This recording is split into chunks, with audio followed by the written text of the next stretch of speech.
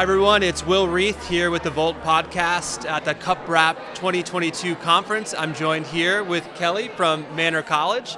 Kelly, so nice to meet you in person. Yes, hi Will. We've met on Zoom, but it's nice to meet you in person. My name is Kelly Peiffer. I am the Vice President of Marketing Communications at Manor College in Jenkintown, Pennsylvania. Wonderful. Thanks so much for joining us. So Kelly, how's the conference been so far? Here, first session underway. How's it been so far, and what are you hoping to learn here today? Yeah, it's been great so far. I just got in this morning and we've had 2 sessions so far.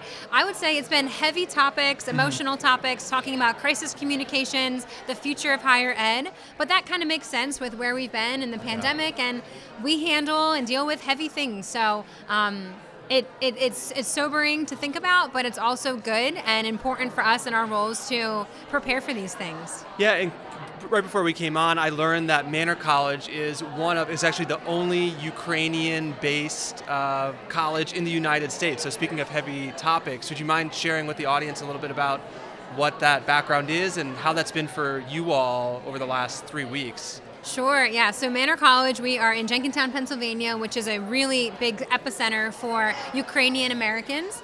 And we are the only Ukrainian-founded institution in the United States. So when all that's been happening over in Russia and in Ukraine and Kiev particularly, they have turned to us as subject matter experts for the Philadelphia Voice about Ukraine.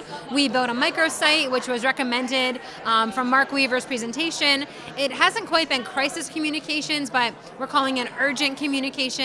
And we've been dealing with a lot of media relations, supporting our alumni who are over in Ukraine, supporting our current students who are wondering what's happening, and using a lot of our community members who are Ukrainian to do fund drives, raise money, get diapers and baby supplies and men's supplies, and just being a resource in our community, which has been a great opportunity for Manor to take on that ownership.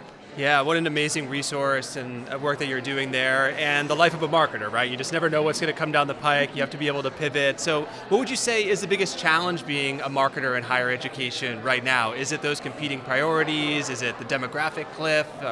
What are some of the big challenges in your role? I think some of the biggest challenges right now, obviously we have been dealing with the pandemic and the great walkout where lots of staff are turning over right now. So hiring's an issue, certainly, just being under-resourced and knowing, okay, if I'm under-resourced, where do I put my little resources and how do I best use them effectively? And that's been a big challenge. I also just think telling our students stories is always at the core, no matter what you're doing. And that's been a challenge to do, but also really still rewarding. And that's something that through the pandemic, through no matter what, that's still the heart of who we are, and the mission is the students, serve them well, tell their stories.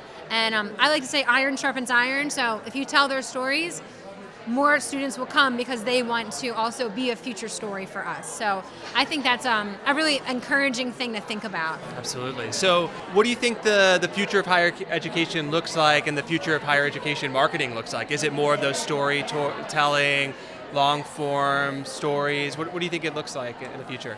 Well, I think what Jeff Salingo was saying in the keynote was really spot on. The future is not necessarily all about a 4-year degree, kind of a out-of-the-box product. It's going to be that micro-credentialing, I think, is accurate. We're working on that at Manor College.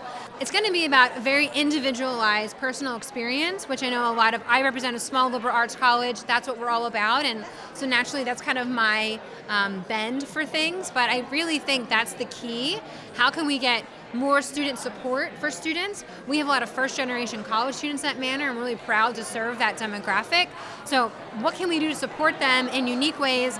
Also digitally. The pandemic has made us want digital things. I want to work more remotely. They want to learn more remotely. So we have to adapt. And how do we recruit remotely? How do we learn remotely? How do we alumni engage remotely? How do we fundraise remotely? All of these things, that is what we're looking towards. Absolutely, and in your role, looking over all of that, a lot of different internal stakeholders. So how do you keep all of those priorities straight between advancement, which you oversee, enrollment marketing, branding? How do you keep all of those plates spinning, and what would you say to marketers who are stepping into those types of roles at similar types of institutions?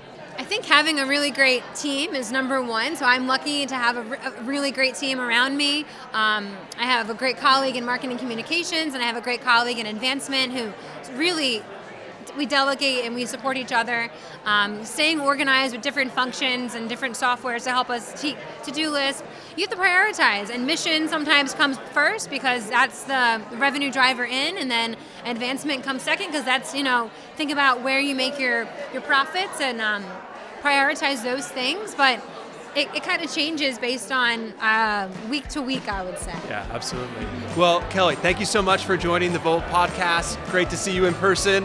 Thanks so much. Thank you, Will. Enjoy the conference. Thank you.